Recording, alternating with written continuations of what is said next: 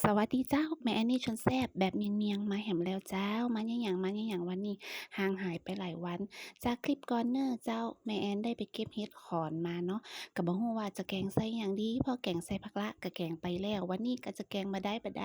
แกงใส่ปลาร้าแล้วก็อ้อยก้อมก่อยเหียเน้อเจ้ากูคนเครื่องของเฮาก็จะมีตามนี้เลยเจ้า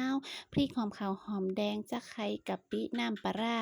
ผงนางฟ้ากาแม่ใหญ่ซูเหี่ยเจ้าตั้งน้ำเอาจะไคร้จงไส้มาตำน้ำพริกรอกันเลยเจ้าใส่หอมขาวของเฮาลงไปแล้วก็พริกแห้งตำเลยเจ้า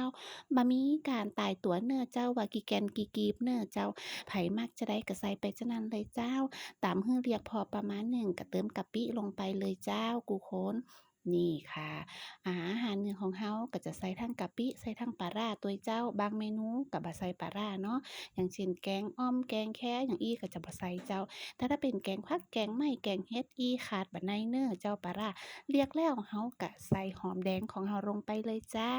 เฮามายือพอน้ำที่เฮาตั้งไว้เหี่ยกำก่อนเน้อเจ้าอันนี้แม่แอนก็จะตำประมาณนี้เลยเดือสะบุนแล้วควักพริกของเฮาใส่ลงไปเลยเจ้า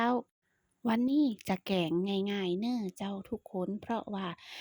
เรื่องแกงใส่ผักลาดนั่นแม่นแกงไปเมื่อ2-3วันก่อนนี่เองเจ้า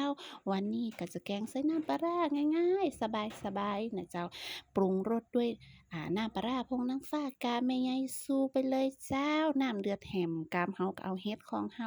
ใส่ลงไปเลยค่ะทุกคนอันนี้จะเป็นเห็ดที่แม่นเก็บเห็ดขอนจากบ้านคุณยายมานั่นน่ะเนาะเจ้า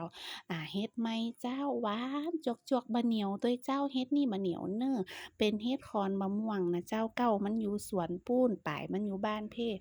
รอฮือมันเดือดแหมกำได้ทีได้ทางกำเดียวเฮาก็เอาก้อมก่ออ้อยลงไปเหี่ยแค่นั้นน่ะเจ้า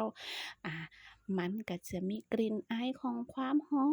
อมก้อมก่อนะเจ้าหอมก้อมก่อหอมน้ำปลาร้าแค่นี้เองเจ้าปิดแก๊สได้เลยค่ะ วันนี้บ่ได้เข้าสวนบ่ได้เข้ากาดเลยเจ้าถ้าเข้ากาดก็กะว่าจะเอาผักน้ำแก้วมาอ้อยใส่อยู่สัก2มัดนะเจ้าแต่ก็อย่างที่บอกเน้อเจ้าเห็ดมันก็เยอะแล้วเนาะเป็นซ่าพู้นเจ้าทุกคนเสร็จเรียบร้อยแล้วเจ้าตักกินเลยเจ้าไผยังบ่ได้กินข้าวแลงเตื้อมาเด้อมากินข้าวแลงกับแม่นี่ชวนแซ่บเจ้าทุกคนแกงเห็ดขอนขาวเน้อเจ้าแกงเห็ดขอนขาว